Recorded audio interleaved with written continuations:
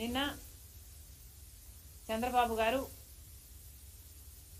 చల్లగా చావు కబురు చెప్పినట్టు మెల్లగా ఒక బాంబు పేల్చారు. తిరుపతి దేవస్థానంలో తయారు చేసే లడ్డూలు బీఫ్ ఫ్యాట్తో తయారవుతున్నాయి అని.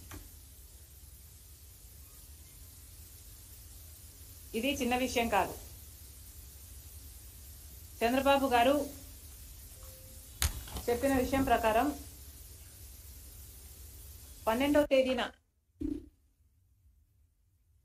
ఒక శాంపుల్ లడ్డూ శాంపుల్ తీసుకుంటే, అంటే చంద్రబాబు గారు అధికారంలోకి వచ్చిన రోజు, ప్రమాణ స్వీకారం చేసిన రోజు, ఈ సమయంలో జగన్మోహన్ రెడ్డి గారు ప్రభుత్వం ఎంపిక చేసిన కాంట్రాక్టరే ఇంకా సప్లై చేస్తున్నారు.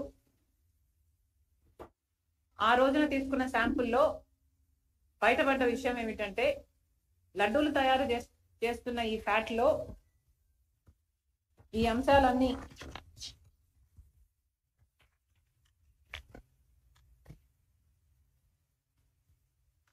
ఇవన్నీ ఉన్నాయని, soybean, sunflower, olive, rape seed, వీటితో పాటు బీఫ్ టాలో, ఫిష్ ఆయిల్ కూడా ఉన్నాయి అని.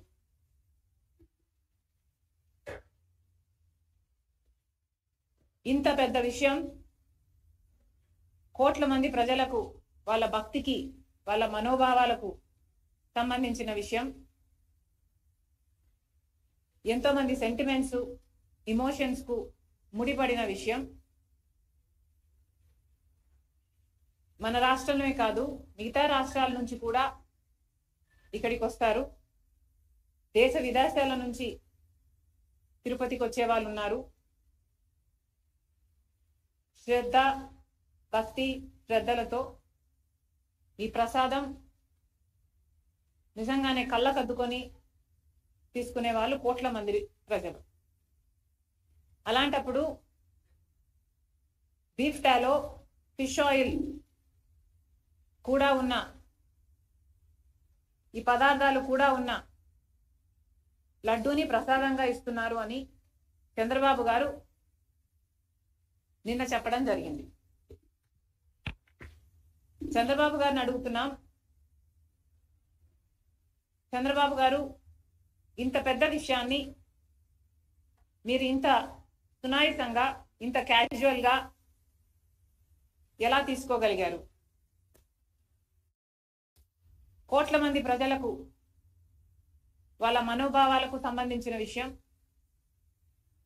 ఈ విషయం మీరు కేవలం రాజకీయం చేయాలనుకున్నారా? కాబట్టే ఇంత సునాయాసంగా దాన్ని ఒక పాసింగ్ కమెంట్లా మీ 100 రోజులు సెలబ్రేషన్స్ లో భాగంగా చెప్పారా? లేదు, నిజంగానే చంద్రబాబు గారికి దీని సివియారిటీ ముందే తెలుసా? ముందే తెలిస్తే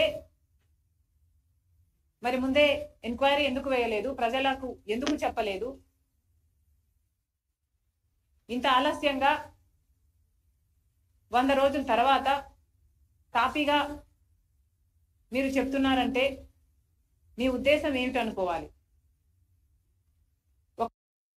చంద్రబాబు గారు తన 100 రోజుల పరిపాలన మీద జనాలు ఒక రిపోర్ట్ ఇస్తారు, ఒక అభిప్రాయం వాళ్ళు ఏర్పరచుకుంటారు.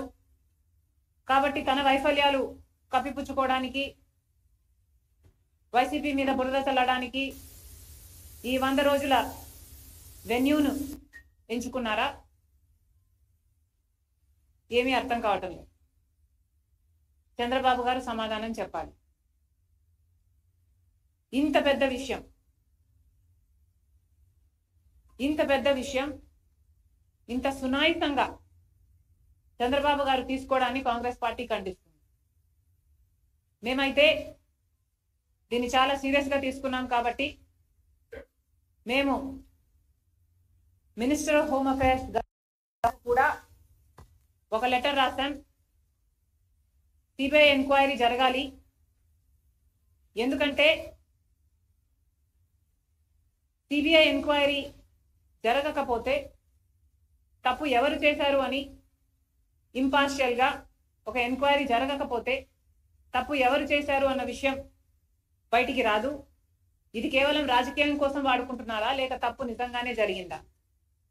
ఒకవేళ తప్పు నిజంగానే జరిగింటే తప్పు చేసిన వాళ్ళను శిక్షించాల్సిన అవసరం ఉంది. ఎందుకంటే వాళ్ళ మీద యాక్షన్ తీసుకోకపోతే మిగతా వాళ్ళు కూడా ఫైనాన్షియల్ బెనిఫిట్ కోసం ఇదే తప్పు చేసే ప్రమాదం ఉంది. కాబట్టి కాంగ్రెస్ పార్టీ ఈరోజు హోమ్ మినిస్టర్ గారికి, అమిత్ షా గారికి ఒక లేఖ రాస్తున్నాం, సిబిఐ ఎంక్వైరీ జరగాలి అని.